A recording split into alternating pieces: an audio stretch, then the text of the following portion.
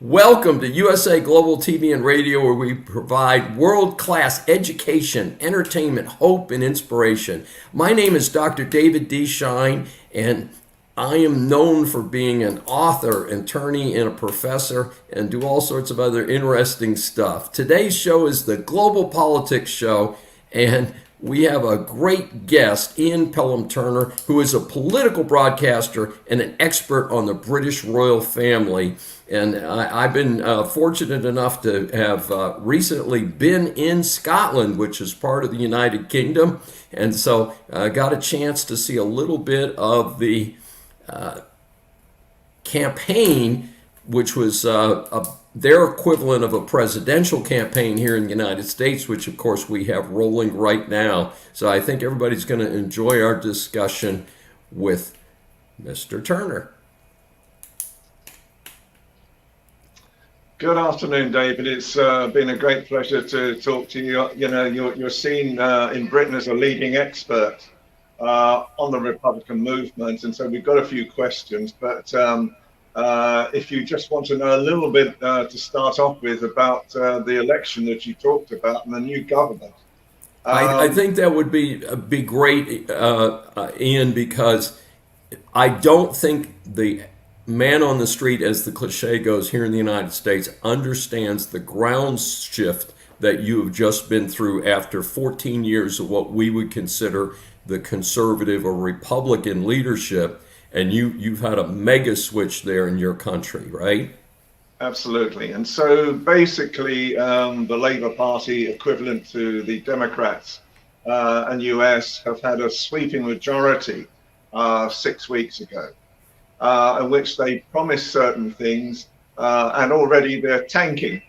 I can tell you straight away that since Sir Keir Starmer, the new Prime Minister, has come into power, he's lost 20% points on his popularity already. And every single day, he's now being vilified right across the country for some of the situations and values that he's now bringing out with the Labour Party and with this huge majority that he has as well in Britain that he never talked about during the general election.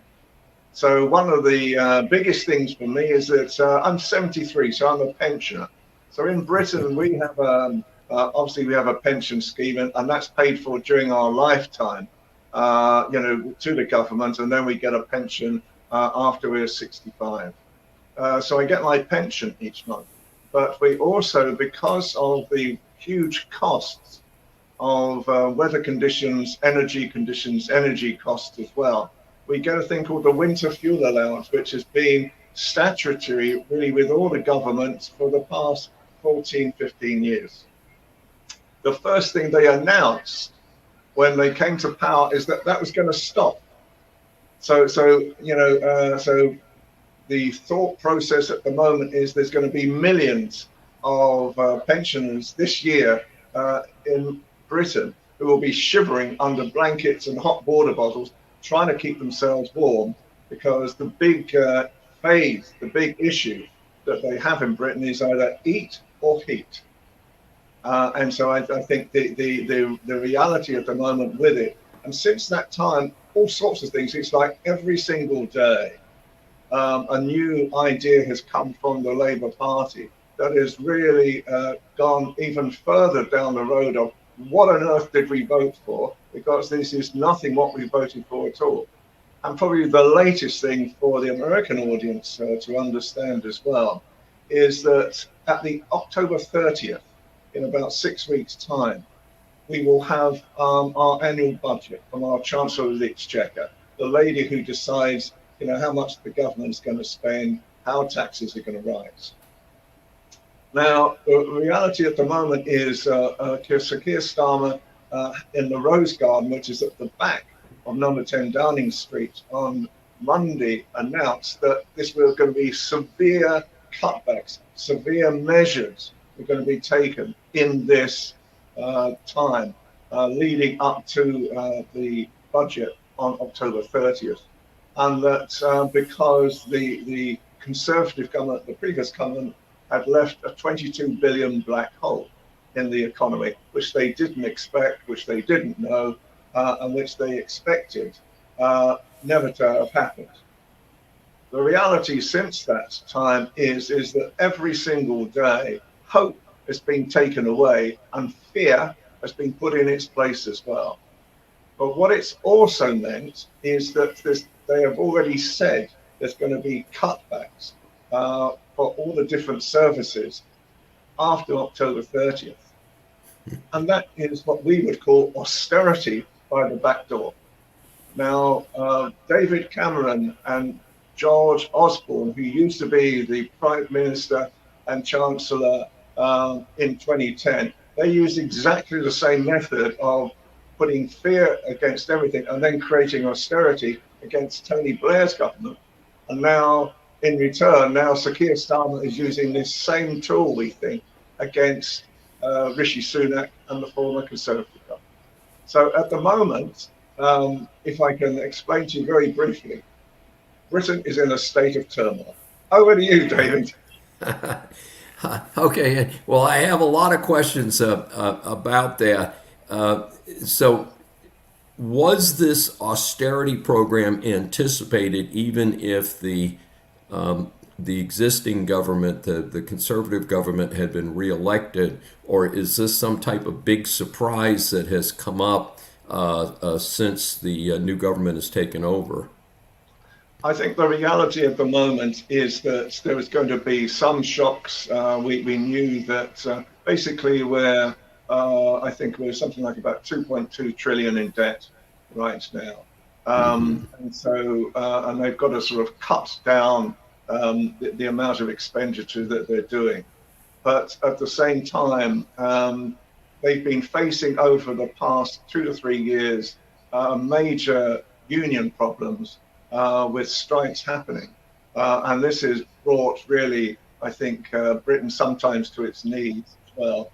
And so just to add like a triple whammy on their opening statements, in one hand they're saying, okay, we're going to cut 9 million pensioners and we're not going to give you your winter fuel allowance anymore, leaving us cold and hungry. And on the other hand, they're going to give a 15% wage rise to the rail workers and other unions as well, so that they don't go on strike anymore. And so basically, just to finish, so they gave 15% to the rail workers who took that money and have now come out and strike again. Oh my goodness! So when did they get the 15% raise under the Labor Party, or they got it previously? Literally within 3 days. The doctor's strike was cancelled as well, and they've got, I think, 12%, 15% now. As you know, I mean, inflation in UK is what, 5%. It's just around about 5%.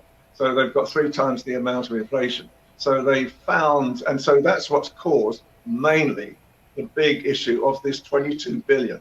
The 22 billion, they are saying, was caused by the Conservative Party, would you believe, because they didn't pay the railway workers, the doctors, the teachers, and so forth, the money that was expected. And so now they're having to pay for that. And so there's a black hole in the system.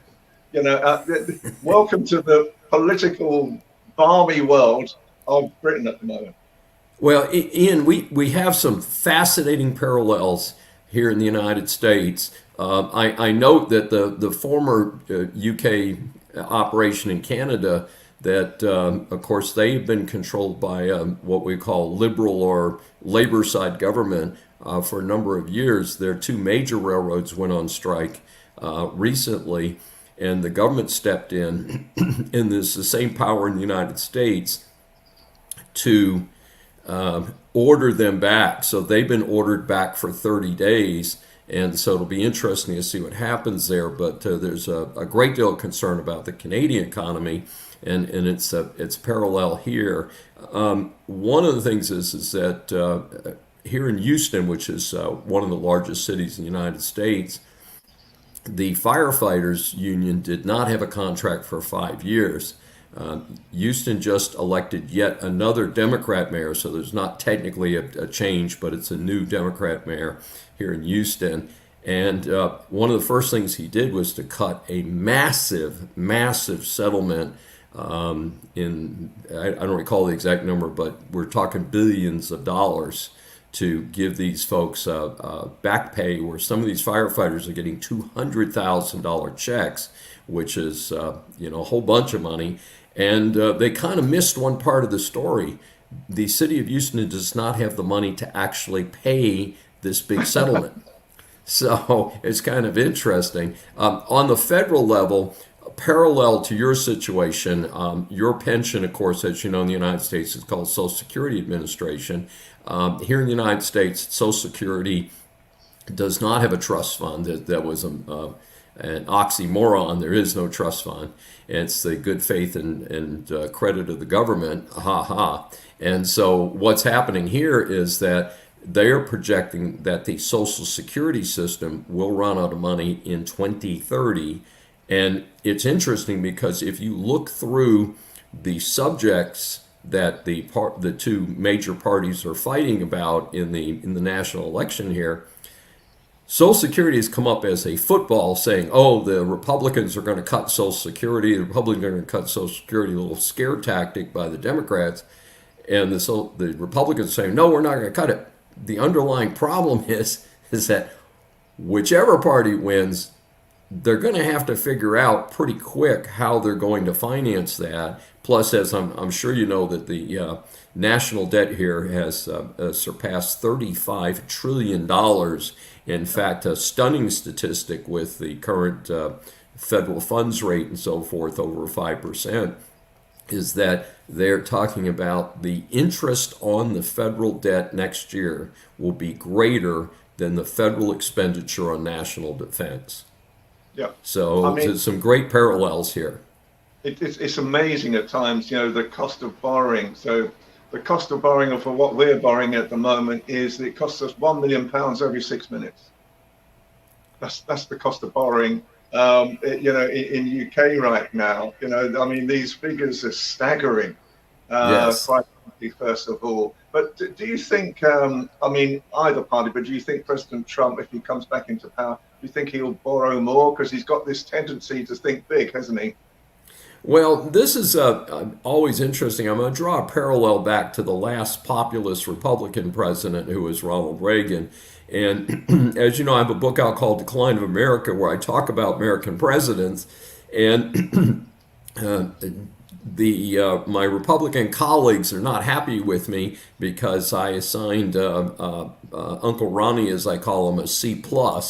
And the highest grade I gave to any American president in the last 100 years was a B- to Harry Truman, by the way, who happens to be a Democrat. So a little balance there. But one of the things that people do not pay attention to is that Ronald Reagan was not concerned with balancing the budget and stabilizing America's finances. He was buddies with the head of the House of Representatives, Tip O'Neill, very famous fellow. And they were kind of drinking buddies, if you will.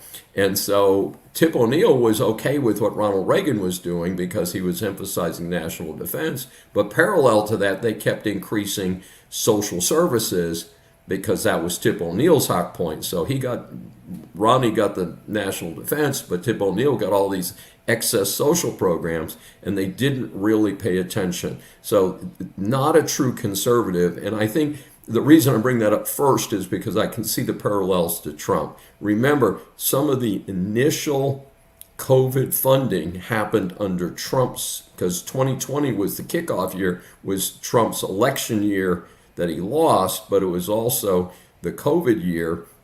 And the government did spend a lot of money during that year at a time when the government was not bringing in as much money. And so this careening debt situation, you can fairly say, if you're a Democrat, started under Trump. The problem is that the Democrats put it on steroids, as the cliche goes here. And that's where this national debt has just skyrocketed under the last 3.5+ years of the Democrat administration. And there's got to be a stopping point. Neither party there's not a plank in either platform to control the national debt. Both parties, of course, are talking about controlling inflation, and indeed, the United States has pushed itself toward a recession by forcing up the interest rate to, frankly, a relatively normal level of 4.585, whatever it is right now, is not that high a national funds rate, and actually could be a conservative inducing rate over time. But unfortunately, I do think that while the Fed in the United States is complex, but the story is that the Fed is independent of the political parties and of who's ever in charge. That's, of course, bogus. The Fed's very likely to lower the rate in September. And in fact, the stock market, as you know, has done very well in the United States, but largely driven by the fact that they have already priced in the reduction in the federal funds rate. But I think that is being done to timing to help the Democrats in the national election. What do you think it will come down to? Because obviously this is one thing that we've been looking at as well in Britain, because obviously the Bank of England, the equivalent to the Fed, in reality follows suit. You know, they all come down together. And there was talk that it might even come down to about 3% or something. You know, that quite an extreme amount of interest rate reduction. What do you think it's going to come down to? The projection has been either a half a point reduction in September, or a quarter point in September and a quarter point again in either October or November. So the projection is at least a 0.5% cut before the end of calendar year 2024. And one of the things that's happening is mortgage rates, which float with the Fed rate to a certain extent. It's a complex situation, but they are not directly linked, but they tend to float together. Mortgage rates have already trended down from a 20-year high in the low sevens to 6.5, and you could probably buy, if you wanted to pay extra points, you could probably buy that mortgage down just under 6 right now. So the rates are kind of anticipating again that federal funds rate cut. I'm personally, and again, I like most Americans have some money, very modest amount in the stock market. I'm not overly concerned with the literal funds rate. I'm more concerned with the overall economic activity in the country.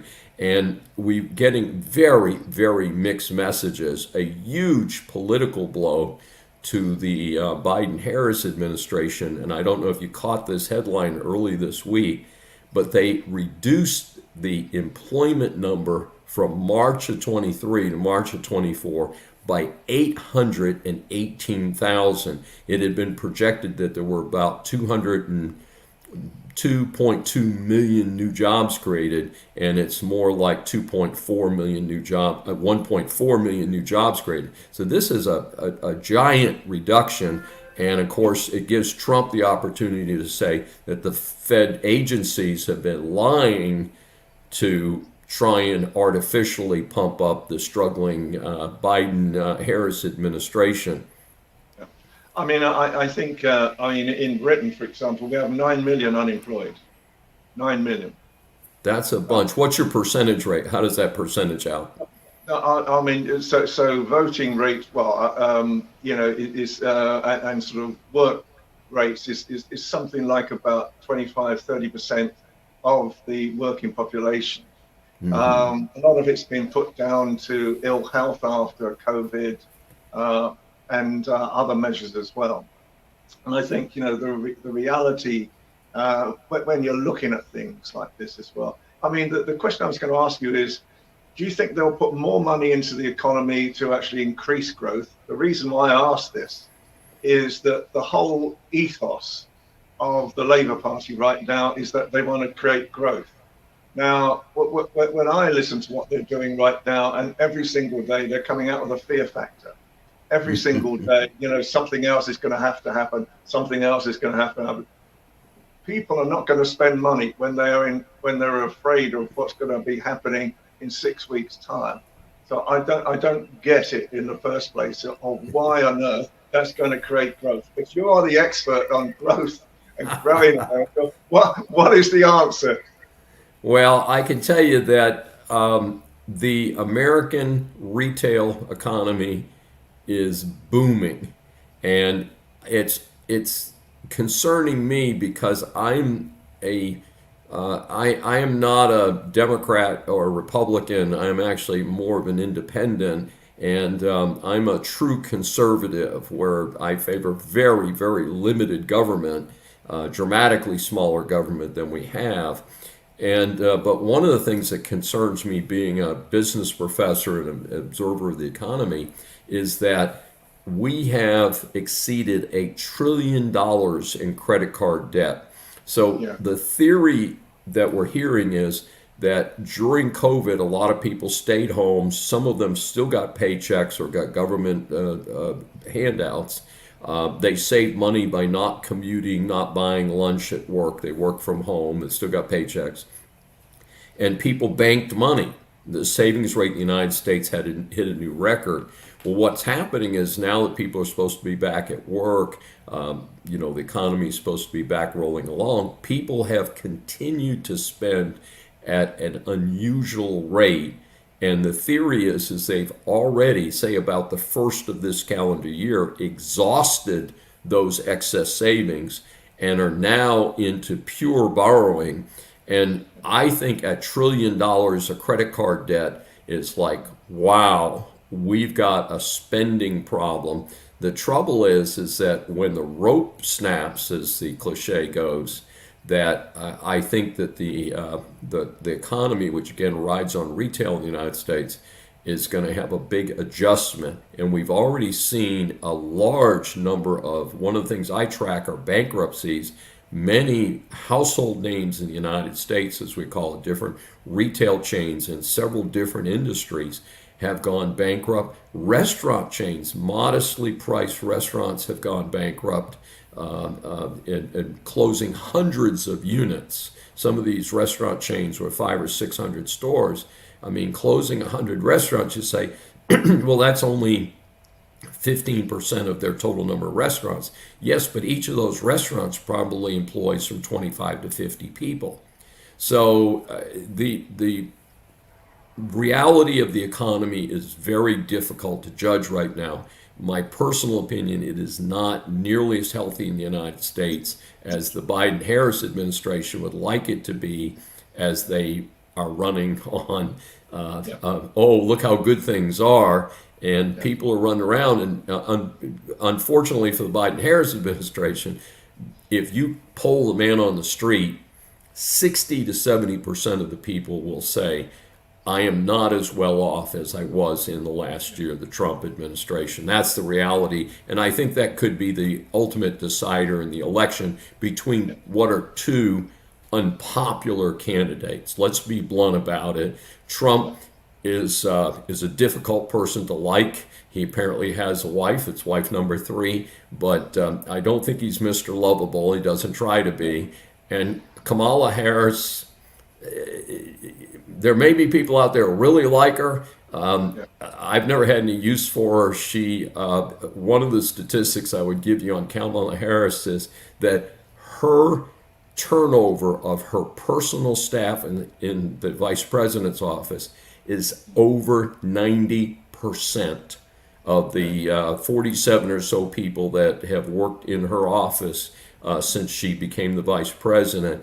That is an extraordinary statistic. So just as Trump made very poor choices in his cabinet, he did not do well there, but she does not seem to do well in terms of just getting along with people.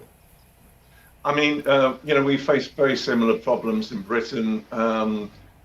Really, cost of living in Britain was the number one key factor. Immigration was number 2 in the UK. So it really follows the same trend as America at the same time. But one of the biggest problems in Britain right now is that people got so used to being at home, working from home, that now a lot of recruitment agencies can't get people who want to go into an office anymore. Do you have that type of problem in America? We're having the exact same thing, and I did want to mention quickly that we're down to about 4 minutes here, and Okay. we may have to kind of put some closing comments in and give people some teasers so that they come back and join us again. But what is your projection? What happens next in Britain? Like, I don't know that you're on a 4-year cycle like we are with American presidents, are you? We're 5 years, so we're destined for 5 years now. Wow. So my prediction, first of all, is I think with the local elections that will happen over the next couple of years, if the Labour Party starts creating austerity again, they will lose a lot of the local councillors that we have in local government across Britain. I think that will be the first deciding point on that. At the moment, the thing that I've noticed on Facebook, and it's the first time I've ever seen anything like it because Rishi Sunak didn't have that issue, is that Keir Starmer is being vilified. He's being cartooned in all sorts of ways at the moment that I've never seen before. And I think the reality is that a lot of people are very disappointed that all of a sudden what they thought would be a change, because that was the key word for the Labour Party, was to create change. All they've done is create austerity.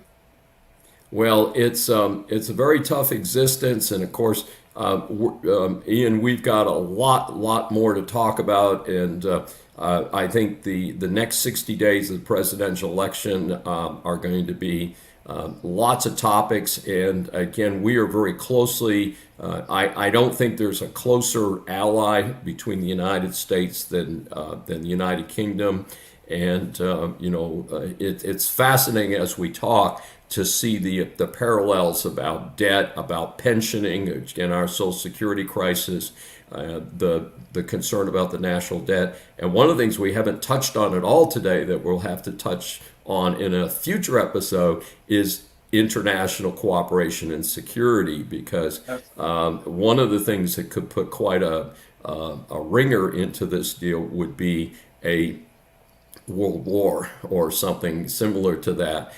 I totally agree. I mean, just very quickly, I was in Lebanon last year, and I met Hezbollah as well whilst I was in Lebanon. And I think as well, the reality at the moment is, very quickly, do you think Trump would support Ukraine?